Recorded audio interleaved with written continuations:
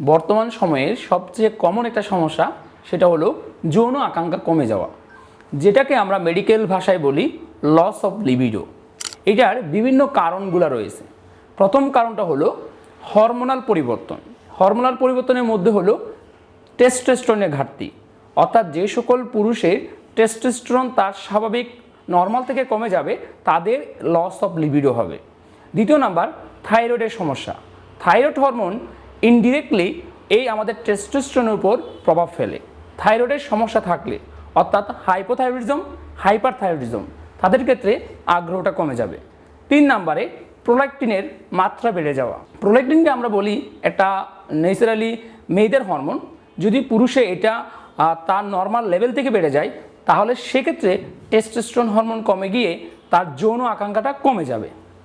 এবার আমরা যাই দ্বিতীয় কারণ কি হতে পারে, সেটা হলো মানসিক এবং আমাদের জীবনযাত্রার মান পরিবর্তন, অর্থাৎ আমরা নিয়মিত না ঘুমানো এবং বিভিন্ন রকমের প্রেশার বা স্ট্রেসের মধ্যে দিয়ে যাওয়া।